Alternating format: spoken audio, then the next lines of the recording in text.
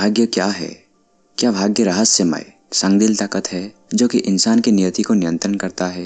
ये धारणा बहुत लोगों को विश्वास करने के लिए प्रभावित करता है कि जो हो रहा है और जो होने वाला है उसके लिए हम कुछ नहीं कर सकते।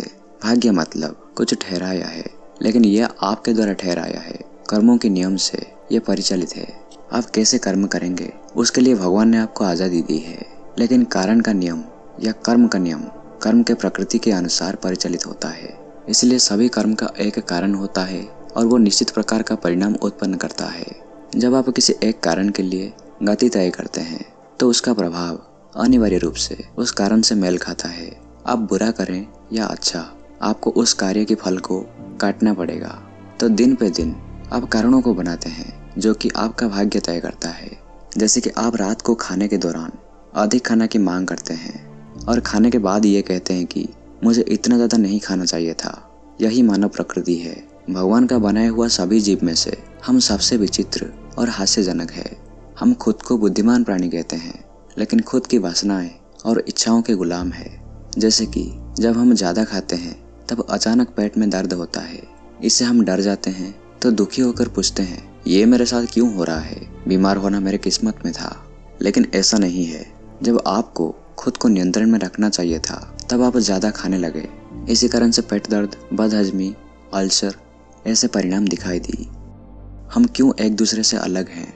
भगवान ने हर इंसान को अपने जैसा बनाया है और उसे आज़ादी दी है, लेकिन आप अपने स्रोत को भूल गए और भगवान के अप्रतिम शक्ति जो आपके ही अंश है उसे भी भूल गए। इस दुनिया में असीमित संभावनाएं हैं। इंसान की प्रगति भी असीम है, फिर भी हर इंसान कुछ कमियों के साथ जन्म लेता है। ये कर्म का परिणाम है। बीमार स्वास्थ्य या आर्थिक रूप से विफलता या अन्य मुश्किलें जो कि आपके जीवन में कोई चेतावनी दिए बिना अचानक आते हैं और आपको ये भी पता नहीं होता कि ये क्यों हो रहा है। बस सब अतीत में, इस जन्म में या पिछले जन्म में आपके द्वारा बनाया हुआ है, जो कि धीरे धीरे आपकी चेतना में अंकुरित हो रहा है। यदि आपके पास ज्ञान है, सही सोच कर और सही से जी कर आप उसके प्रभाव को कम कर सकते हैं। लेकिन आप एक ऐसे जीवन जी रहे हैं जो कि आपके विचार और कर्म के परिणाम को लेकर बेहोश है। तो जब कुछ खराब घटित होने लगता है तब आप कहते हैं, ये मेरी किस्मत है। आपकी सारी मुश्किलें इस जीवन में या पिछले जीवन में किए गए कर्म का प्रभाव है, जो मौका मिलते ही आपके जीवन में दिखाई देने लगता है। इसलिए हम दुनिया में कुछ अच्छाई और बुराई के अलग अलग गुणों के साथ जन्म लेते हैं। क्या भगवान ने उन्हें ऐसे बनाया है? हर इंसान ने खुद को ऐसे बनाया है जैसे वो है। यहाँ कोई इंसाफ नहीं होता। अगर भगवान अपने मनमानी ढंग से हमें बनाते, मैं कभी कभी सोचता हूँ कि भगवान वास्तव में आश्चर्य होकर इंसानों के चिड़ियाघर को देख रहे होंगे। कैसे इंसान अपने पेट दर्द, सर दर्द और ऐसे ही हर मुश्किल के लिए भगवान को दोष देता है।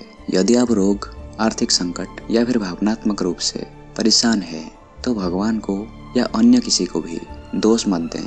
आपने खुद उस परिस्थिति का निर्माण किया है और अब उसे जड़ से उखाड़ने के लिए दृढ़ निश्चित होना पड़ेगा। कर्मों के प्रभाव से निपटने के लिए 3 तरीके हैं।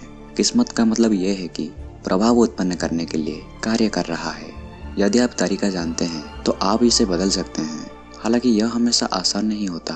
पहला है, आप कर्म के प्रभाव को कम कर सकते हैं। दूसरा है, आप उसके प्रभाव को प्रतिरोध कर सकते हैं। तीसरा है, आप इसे पूरी तरह रोक सकते हैं। लोग डॉक्टर के पास क्यों जाते हैं? क्योंकि उनकी गलत कार्य के वजह से जो प्रभाव उत्पन्न हुआ है उसे कम कराने के लिए।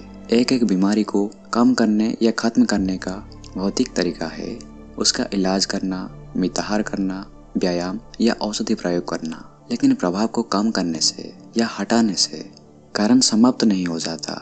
मौका मिलते ही कारण अपना प्रभाव अलग रूप से दिखाना शुरू कर देता है। कर्म के प्रभाव को प्रतिरोध करने के लिए उपचार करना है, अपने दिमाग की शक्ति का उपयोग करना है, अपने अनंतता को पहचाने, उसे स्वीकार करें। दृढ़ता और विश्वास से स्वास्थ्य, सामर्थ्य, सफलता को अपने जीवन में उपयोग करें। जब आप अपने मन को अच्छे विचार और कार्यों पर केंद्रित करेंगे तो अतीत के कारणों का प्रभाव कम होने लगता है। याद रखें, आप अपने पिछले कर्मों की बुरे प्रभाव को प्रतिरोध कर सकते हैं वर्तमान के सही और अच्छे विचार और कर्म के बल से। लेकिन कैसे पूरी तरह किस्मत की पकड़ को तोड़ सकते हैं? केवल आप तभी आपके अतीत के कर्मों के बुरे प्रभाव से पूरी तरह मुक्त हो सकते हैं जब आप उस प्रभाव के कारण को ही हटा देंगे। हानिकारक पूर्व जीवन के बीज प्रवृत्तियों को दिमाग से दागना चाहिए। तब किसी भी प्रकार की बीमारी या उनसे उत्पन्न होने वाली अन्य परेशानियों की पुनरावृत्ति नहीं होगी। उन्हें ज्ञान की आग में भून ले। मनुष्य अपनी गलतियों के कारण पीड़ित होता है और उसका मूल कारण अज्ञान है। इसलिए ध्यान से उत्पन्न ज्ञान की खोज करें जो तुम्हारे भीतर से अज्ञान के अंधकार को सदा के लिए दूर कर दे। श्री कृष्ण ने कहा है, हे अर्जुन, जिस तरह जलती हुई लौ लकड़ी को राख में बदल देती है, उसी तरह ज्ञान की आग सभी कर्म को भस्म कर देती है। जब आप गहराई से ध्यान करते हैं तो ईश्वर का दिव्य ज्ञान का प्रकाश दिमाग में चेतना की गहरी खाई में जमा हुआ अवांछित कर्म के बीजों को जला देता है।